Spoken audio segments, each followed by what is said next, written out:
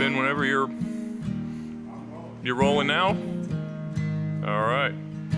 So number 23. Yeah. 23. All right. All right. So you ready? So I'm told this is ScottCast, the podcast number 23. Vin tells me. Ashley confirms. She confirms. So today we have a super awesome guest. Thank you. I wasn't talking about you. Oh, okay. We have a different guest coming in later. Dr. Ivan Castro, who is my personal doctor, which is why I'm so physically awesome. He's a specimen of fitness. Anyway, Ivan is a local doctor, Winter Park, yes? That is correct. And you have something called a concierge practice. Is that right, or am I generalizing? That is correct. They also call this kind of practice direct pay. Okay. And that is basically where, in order to have my services available, I charge an annual fee. Mm-hmm. And that covers anything and everything that involves me as far as my time, my thinking, in the office, in the hospital, at home, in nursing homes. And we do use people's insurance for ordering labs, x-rays, and of course sending people to specialists. Right. So a lot of people, I think, would be interested in this concept, and I don't think it, without getting into details, I don't think it costs as much as some people would think, number one. Number two, I would say that all the hassles people go through in regular practices with filing insurance, you can't go to that doctor and you can't go to that doctor, but you can go to this doctor, but that doctor's way across town. You know, you can't have this test, but you can have that test, and all of this sort of thing that we all have to deal with, or don't go to this hospital, go to that hospital. What I love about what you do is I got you. And nobody can tell me otherwise. Exactly. And if I need to reach out to you and say, hey man, I got a pain back here, usually you say stop being a hypochondriac, but that's beside the point. But if I do have a question, you get back to me pretty quickly and answer that question, and I absolutely love that and appreciate that about what you do. And you have not only that, but you have a super cool office in Winter Park, yeah? Yes, in Winter Park, I actually had a fantastic opportunity to build the office building from scratch. I have kind of an architectural eye, and one of my best friends is and became the architect for the project, and he and I actually put the design together. It's a mid-century modern building that has a lot of lights. The patients love it. It is comfortable. It is not a typical medical office where it can be intimidating. Mm-hmm. And people feel very relaxed there. Yeah, I mean, I love it there, and you're right, it's wide open and it's airy. Mm-hmm. A lot of times you go into these, especially older doctors' offices, where you're like, this is where I'm going to die, I think. Yeah, there's no paneling on the or green the carpet. Wood paneling and the bad pictures from 1973. Right. Anyway, yeah, there's none of that. It's pretty cool. So one of the things I wanted to talk to you about today, because a lot of your clients are probably patients, that's the word I'm looking for, are a lot, the age group can be a little bit older sometimes, because that's people who are fluent sometimes are older, not always. But for my clients, I'm interested in explaining to them what you see across the board in terms of people who kind of navigate their 60s and 70s successfully and what their habits are, versus people who navigate or struggle through their 60s and 70s and what their habits might be. That's an excellent question. And my job satisfaction has shot through the roof doing this. And it was a desperation to get out of the normal fee-for-service type of practice that encouraged me to do this. As a result of not having thousands and thousands of patients and 5 minutes to spend with each patient, I now have quite a bit of time I can spend with my patients. And as a result, I've gotten a lot better at treating all the diseases that I normally see. The better I get at it, at treating the complicated diseases, the less I have to refer out. Sometimes I can just call a colleague and get the answer and the treatment. Sometimes all I have to do is look it up and get comfortable with doing a treatment that normally I would just refer out to. So, but to get back to your question, one of the things that I was hoping and has definitely come true is that if you navigate health and illness correctly, you can have a significantly positive outcome. It has gotten to the point where I have estimated, and this is just my pure estimation, that you have control over 80% of your health. Wow. The other 20% are just random things that happen, accidents, cancer that comes out of the blue, and that sort of thing. But things like maintaining your weight, exercising in such a fashion that you can reduce or prevent high blood pressure, diabetes, and the ultimate things that happen from that, which can be strokes, heart attacks, etc., and undergoing routine physical exams and screening tests, you can pick things up much, much earlier, such as prostate cancer or colon cancer, where it can make a dramatic difference in your life. Do you find that people are resistant to the recommendations? Because a lot of times I feel like, and I maybe incorrectly, that a lot of physicians just want to treat the symptoms. They don't really want to say, listen, dude, you got to stop eating Oreos for dinner, right? Right. They are more like, well, here's some, Lipitor or whatever that cholesterol medicine is.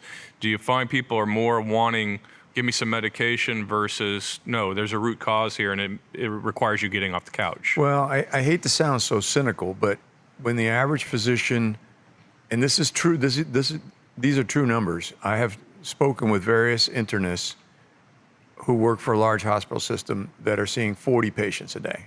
Yeah.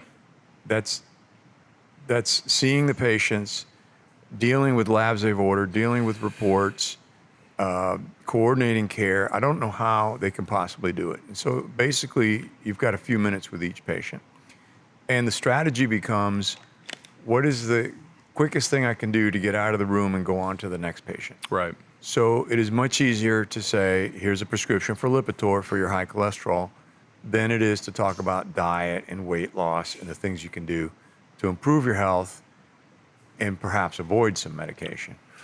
And so that's just a situation that physicians have found themselves in a typical fee-for-service environment. Yeah, and I don't think that's not getting better, right? No, it's getting worse and worse and worse. Yeah, the requirements of major health organizations and/or physicians groups are not helping that cause. And nobody is happy. The physicians are stressed; they're not happy. The patients are certainly not happy. When I started my practice, I insist on a comprehensive annual examination, and pretty much all my patients will do that. One of the biggest problems in conventional medicine is also compliance. Patients are not motivated to go in for a physical if they're not prodded to do it. Yeah. They're not motivated to follow up on recommendations. If the physician, him or herself, is not an example of good health, Yeah. you're less likely Right. to listen The to the cardiologist physician. that weighs 350 pounds. And that which happens. I've seen, by the way. Oh, I know. I know. Okay. So when people sign on, they inherently are more likely to adhere to my recommendations since they're paying a fee. They're right up front. They're already committing to me. And once I gain their trust, which actually doesn't take very long, Right. then we do a physical, we identify issues, we discuss them, we figure out how to resolve them. And what I find is that people can come in, and sometimes it can be unstable. Problems are either have not been previously discovered or have not been addressed appropriately. Once you reach a level of stability, even in very complicated patients, you can have a period that I call a plateau for a considerable period of time.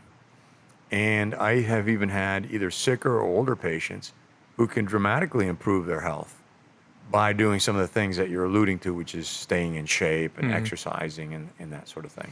So I don't know if I'm right about this, but you and I share that we both do yoga. And, as people age, I know balance is an issue because balance, first of all, if you fall over, you break a hip or whatever, you hurt yourself badly, especially if you're older. If you could pick one or two things that because I think one of the intimidating things for people is, well, I'm not going to the gym for an hour. I don't want to bike 70 miles, some of the more extreme things people like you do. But they can do something, right? It's not a matter of commit 10 or 15 or 20 minutes a day to yoga or to some kind of stretching and or a push-up or two or whatever can make a significant difference. Am I wrong about that? No, when you look at the data, the threshold for some kind of exercise is pretty low. Like you're saying, a push-up here and there. That's a little, obviously you're being a little joking a bit, but Yeah. it's true. I mean, they're talking about maybe doing 15 or 20 minutes of exercise a few times a week. I think that's a starting point. Mm-hmm. I don't think that's the end all. Sure. I believe that balance, and there's physical balance, but there's also just life balance is very important. The ideal mixture as far as physical conditioning is a combination of some weight-bearing exercise and some aerobic exercise. Yoga actually can incorporate a little bit of both of those things, depending on how aggressive of a yoga class you do. But you're usually using your own body weight for the weightlifting part of it. But yoga is so much more than that. It's a matter of clearing your mind, and a lot of the maneuvers involve balance. Now, you know what every guy that's watching this is saying right now? They're like, I'm not doing yoga. Well, then there's always naked yoga. Well, but depending on who you do that with. Right, yes, yeah, yes, it could be a problem. Yeah. But we won't go. This is PG. But yeah, I mean, I've spoken to numerous of my friends, in their 50s or whatever, maybe in their early 60s, and talked about yoga, and they have back problems, and they have this problem and that problem. Like 20 minutes of yoga a day, I promise you is going to go a long way towards eliminating a lot of that stuff. And I'm going to go in the gym and lift some heavy stuff. Right. Yeah, you go in the gym and you see guys that can lift a Volkswagen. They have a big gut on them. Yeah. And skinny little legs. Right. But yoga is such a diverse field. You can do very light yoga that you can do a chair yoga, all the way to Bikram or hot yoga. Goat yoga, which is a real thing. Yes, I've seen videos of that. Yes. So you can do as little or as much, but it does involve some element of balance and stretching. That is very, very helpful.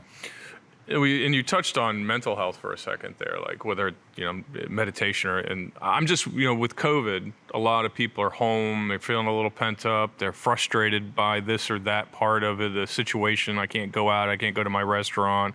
There's a lot of frustrations. We all feel it. I believe, at least for me, physical exercise is critical to my mental health. If I go more than a couple of days without a workout, I can just feel it. I can feel my tolerance coming down. I can feel my anxiety going up. Mm-hmm. Can you talk about the importance of mental health as you age and how it also affects your physical health? Yeah, and you and I are definitely on the same page about that. I can't go more than a few days without doing something. And one of the things in my life I like is variety. I have a variety of different physical activities that I do. What I have found then, as we look at patients growing older, and I've been doing this now almost 30 years, medical practice that is, I've been in concierge medicine since 2008, is the people now that I have observed growing older that do the best, they're not necessarily doing well because they're wealthy or they were successful in their business. They're doing well because they have found a balance in life. They have found a balance between managing their health and balancing stress and physical exercise. And most people who I find in that position usually exercise 4 to 5 times a week, mm-hmm. Some a lot more.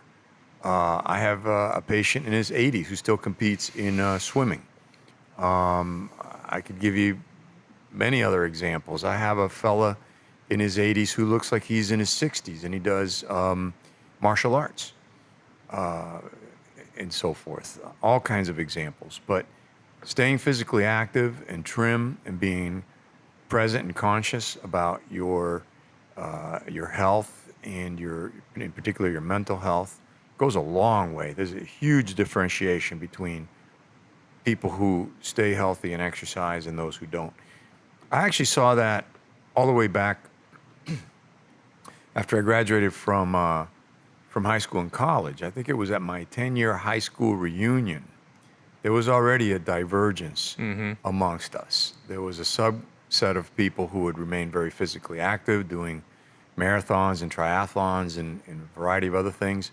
And those who used to be the athletes at the high school, the captain of the basketball team, captain of the soccer team, et cetera, who went on to put on weight, start smoking, drinking too much. And even at the 10-year mark after graduating from high school, there was an enormous difference. You could see it coming. Oh, yeah. Yeah. Yeah, I mean, it's fascinating to me, and I think that, again, mental health is, especially in this era of COVID, which we're going to dive into COVID here in a second, but I get the sense people need to go for a walk, ride a bike. And I do, speaking to some people say, well, I'm going to work out for an hour 2 times a week or 2 hours 2 times a week, and that never happens. I think it's critical to do 4 or 5 days a week, because I think it becomes a habit then, right? I don't know what they say about habits. You do something a certain amount of times, it becomes a habit. For me, it's a bit of an addiction. It sounds like for you too. The exercise is, we can now sense in our own bodies. And I think if you've felt a certain way and you've been sitting on your couch for too long, you don't remember what that feeling was. You're just used to this feeling, which isn't a particularly good one. Right. And when you exercise regularly like that, I actually think about what days to take off. What are my rest days? Yeah. And sometimes I don't think about it ahead of time. I've just gone 3 or 4 days hard doing either running or cycling or swimming or a variety of different things, weightlifting. And one day I wake up and I think, all right, today's a rest day. My body's tired. My body's talking to me. So it's the other way around. Instead of figuring out what days to work out, I figure out what days to rest. That's a great way to look at it, by the way. Yeah. I don't think most people do. Personally, every year I buy one of those laminated calendars with the months on it, and I put a red mark, whatever exercise I did that day. And if I look back and I see blank spots, that's not good. So my goal is to put 20 red marks in every 30 days. That's a great way to do it. Absolutely. Yeah. And when people ask me about exercise, I tell them, listen, I'm not going to tell you to do what I do. It's got to be something you like to do. Right. And there's an enormous variety of different physical activities. I don't like rowing. It's just not for me. But some people love to row. Most people hate to run. I love to run. Cycling is easy. You can do it indoor or outdoor. Swimming is also easy on the body, but you have to have access to a pool, obviously. Sure. And so I try to encourage people to start, if they haven't been exercising, start light, like you say, 15, 20 minutes, 3 times a week. But that's just the starting phase. From then, you have to increase the activity and increase the number of days a week to do it. And so real quick, because I want to move on to COVID, but the things that seem, and again, obviously I don't have your expertise, but it seems like, things like diabetes, high blood pressure, heart disease to some degree, I feel like those are things that are massively mitigated by exercise. I'll give you a personal example.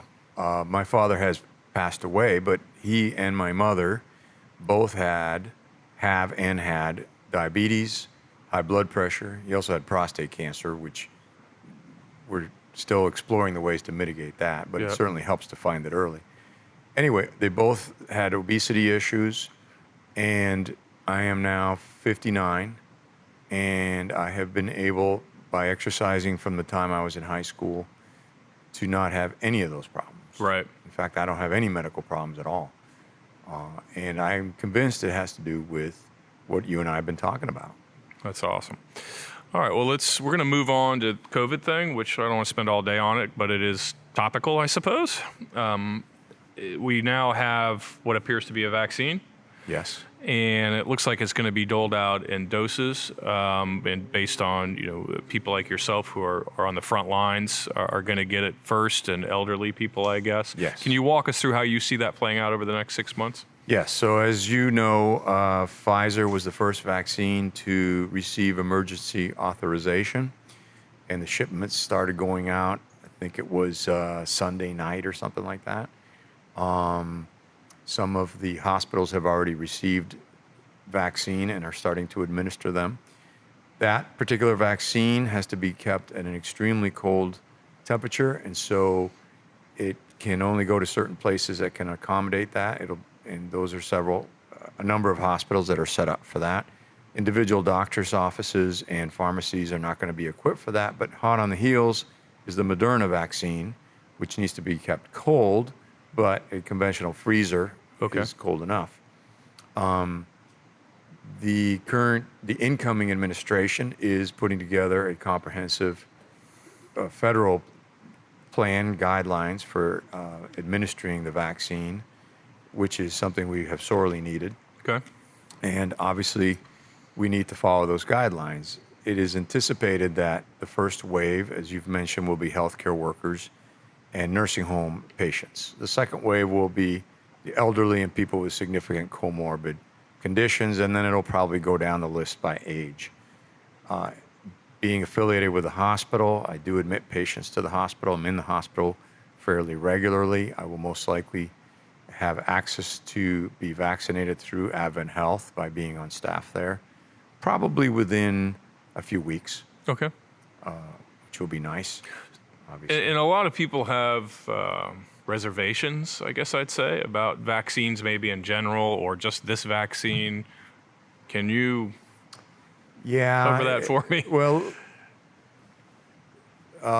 recently, of course, there's the wave of misinformation, but long term, there's just been a general distrust, mainly due to lack of education by the lay public on these medical issues. One of the things that helped pull us out of the dark ages were not only antibiotics, but vaccines. If you look at your children and the multitude of vaccines that they get and how well they do with all those vaccinations, and no, the measles, mumps, rubella vaccine does not cause autism. Sure. You can see that our life expectancy went up directly because of vaccines. If you go back 100 or 200 years, people would traditionally die from mumps, measles, rubella, and all the other things that we get vaccinated for. So we've had a lot of experience with vaccines. When given out amongst millions of people, yes, you're going to see an occasional person that gets a side effect, sometimes maybe even an anaphylactic reaction. But for the great majority of people, vaccines are extremely well tolerated. Not only that, vaccine production and the ways the vaccines are made have advanced significantly. We went from weakened organisms, whether they were viral or bacterial, which were being injected into us. For example, the smallpox vaccine was a weakened smallpox organism. And that worked wonderfully well, but you could still get smallpox from the vaccine on rare occasions. And then we went to, then we had dead particles, dead viral or bacterial material that was injected into us, to then recombinant DNA technology, where you're taking a piece of the DNA strand of the organism and you're coding for that, and the vaccine is made from that. Your body makes an antibody that's specific to that small segment, and so when the organism enters your body, the antibody attaches to that small segment of the DNA it recognizes. And so you're not actually getting injected with any complete part of an organism, so you can't actually get the disease. And that's what a lot of people don't understand. You can no longer get from modern vaccines the actual thing you're being vaccinated for. I think that's a critical point that most people don't understand. Right. But when you get a vaccine and you're challenging the immune system, you can feel a little feverish. You can feel achy. You can have some symptoms, and people mistake that for being ill with the organism. Flu shot's a good example. It's impossible to get the flu from the flu shot. Right. But you can feel a little flu-like after the vaccine. Yeah, that happens to my wife for the first night or so. She feels, but in a few hours it's gone. So. But the other thing that's happened is something like the flu shot, which of course is trying to cover a variety of different flu strains that keep changing every year, is at best 60% effective. Then the first great vaccine that was developed as far as efficacy is the shingles vaccine, which came out in 2007 and reached an efficacy of 95%. Yeah. I think this is critical, especially for older people, right? You gave me my shingles Over vaccine the age of 50, when I yeah. turned 50, which was yesterday. Um, you gave that to me, and I didn't really have any side effects. But I think a lot of people don't even realize they can get vaccinated for that. Yeah, shingles it can be devastating. I've had people with residual pain from shingles for several years that have fallen into depression due to chronic pain. I've had several people get it in their face and eye and end up in the hospital. It can be a very painful, terrible thing, which is preventable. Now that vaccine in quite a few people can make you feel poorly for a day or two. Yeah. And I tell people, I felt that way. It's certainly better than shingles. Yes. And people are worried about the COVID vaccine and potential side effects. Well, anything's better than getting COVID. I have 3 patients that are currently suffering with COVID out of 35 total that I've had so far, and they are suffering. I have people with ongoing fevers, coughing, shortness of breath, severe hives, and I'm managing those things as an outpatient. None of these people are at a point where they have to go to the hospital, but they could.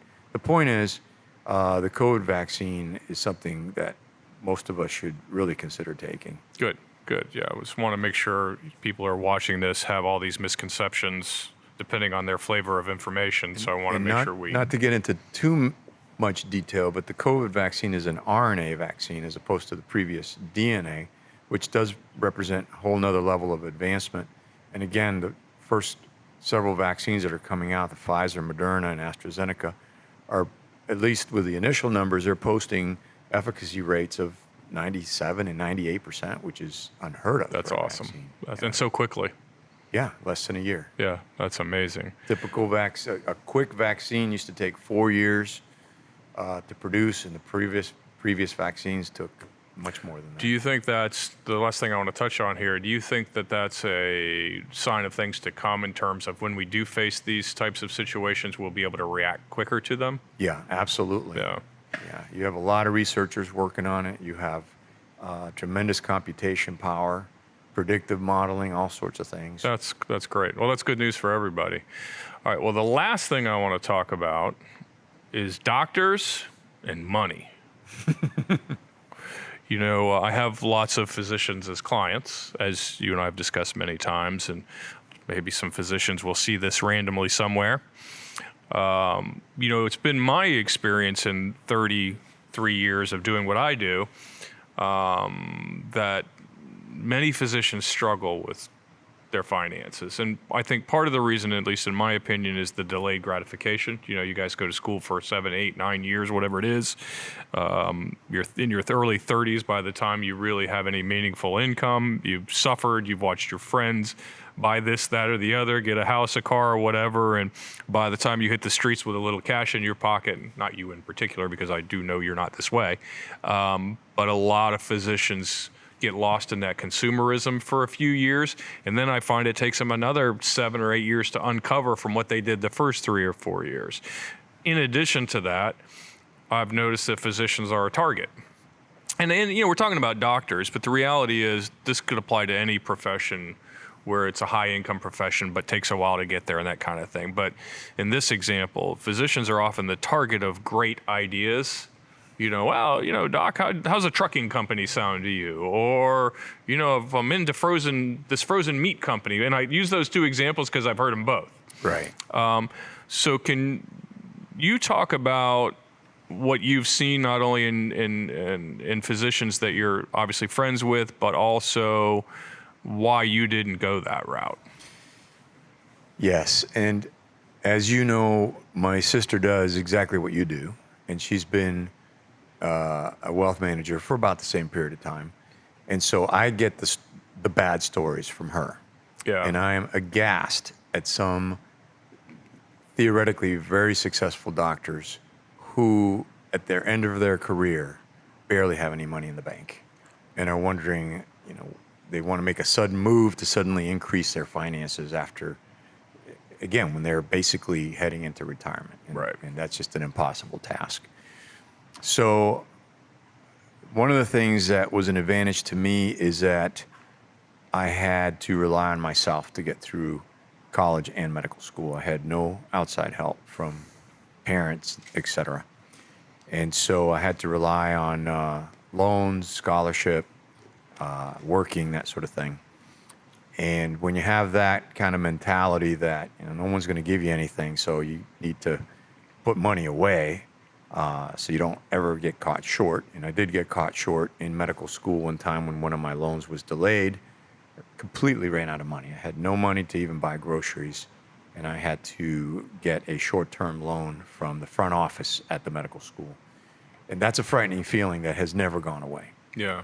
To not have anyone to turn to and to have no money in a situation where you're waiting for a loan that's being delayed by the school. But anyway, so in talking to my sister and just doing a lot of reading, I've come to find out that doctors are bad with finances and money, and they're also terrible pilots. Yeah. Though that's been proven. Both of those things have been proven, sadly, a few times. And the question is why? And one you already addressed, and that is this tremendous delay of gratification. And not only are you starting to make money when you finally graduate, but then you have years of loan repayment for a lot of us. And so it really does take probably into your late 30s before you get behind the 8 ball. But when the income starts rolling in and the credit that you can obtain is when people start buying or leasing cars that are way beyond their means, or homes that are way bigger than they either need or can afford. And it does present a problem. I want to put a pin in that, because I think there's also this feeling as a physician who is so, let's face it, they're accomplished people. Lots of schooling, obviously intelligent people in many ways, or they wouldn't get through the chemistry and the things that you have to get through. I also feel like there's this, I have to drive a nice car. I have to live I'm a doctor. I have to live like a doctor lives, or at least like I think a doctor lives. You and I have discussed The Millionaire Next Door. I've said it on this podcast 1,000 times. I think they get caught up in this persona that they want to push forward. Well, I'm a doctor, and I need to drive a $100,000 car. No, you don't. You absolutely do not. Yeah, I don't. I've always tried to fly under the radar, and when I'm not at work, I like to be Ivan, the guy who runs, who plays guitar, who works on cars. That's who I am when I'm not at the office. I'm not the guy who hangs his stethoscope on the rearview mirror and goes to Publix in scrubs. Yeah. And drives a Range Rover. It's a perfectly nice car, but right. I like my Ford Explorer is just as nice, I think. And yeah, I am a car guy, but I tend to buy cars that are older and are actually appreciating rather than depreciating. Right. But getting back to an earlier issue about that, it's not just about delayed gratification. I asked several people who are not doctors but are pilots, why is it that doctors keep killing themselves in airplanes and that sort of thing, or making bad business decisions? And what happens is, you're right, people who go into medicine are very bright, and they're very good at that one particular thing, which is the practice of medicine. But then they extrapolate their knowledge to feel that because they're bright, that they can manage finances, they can buy and sell, they can be day traders, they can fly in bad weather because they're smart enough to outmaneuver the weather or whatever it is. Right. And calamity happens. Yeah. And you have to know your limitations in knowledge and circumstances. Yeah, I agree. I think they do extrapolate, and they do think, well, I got straight A's in chemistry at wherever. Clearly, I can manage my own money. And I would never think, well, I can practice medicine because I'm a good financial advisor. That would never even cross my mind, right? Yeah. So I do think, and I also think they're egged on. I think there's there's this when somebody realizes you're a physician, they first thing in their head is, for a lot of people, unfortunately, is, well, I can probably get this this man or this woman to invest in something because I believe they have a lot of money, and I believe they'd be a good target, I guess, for lack of a better word. I would say doctors are gullible in that respect. Yeah. And somebody gets their trust and promises them a 15 to 20% return on some investment, and doctors plunk down their money left and right without thinking about it, studying it, talking to others, getting a second opinion, as you would often do with a complicated medical situation. And I have been presented with opportunities where somebody promises some large return, and I actually tend to shirk away from those things, particularly if I have no way to check it. And if somebody says, this is a good opportunity where you can outperform the market by 2 or 3 points, I'm interested, but I will research it. Now with the internet, you can read a lot, and again, I can bounce ideas off my sister, off of you, obviously, and but I don't ever pretend to be managing my own finances by myself. Yeah. Well, I mean, I don't, again, this is not unique to doctors, but it is a group that seems to fall prey to this situation quite a bit. And I think if more physicians got better education, it's like anything. It's true of our high school kids or our middle school kids, getting an education on finances and what to look for and what not to look for, what's realistic, what's not realistic, how to balance a checkbook. No, you shouldn't borrow $400,000 to get an English degree. Some of these things, I think, need to be taught at lower levels, and certainly medical school is at a lower level, but at some point that needs to be made clear as well.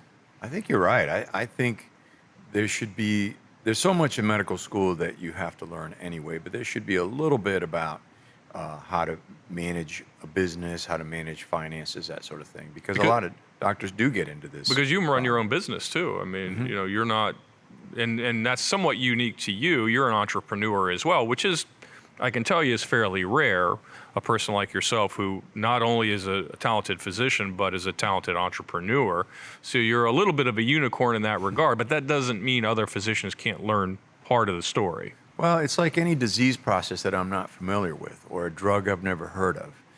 It's easy enough to research it. If what I research doesn't make sense or I have questions, I'll call a colleague who's an expert in that field, and I'll keep reading and researching until I become knowledgeable of that particular thing. In running a business, I started with a blank piece of paper, and I wrote down the issues and how to solve them, and I would perhaps talk to a friend who would be an attorney or a banker, and just with other people's help, make the right decisions. Perhaps read a book about how to start a business practice, that sort of thing. And there's plenty of them out there for sure. Yeah.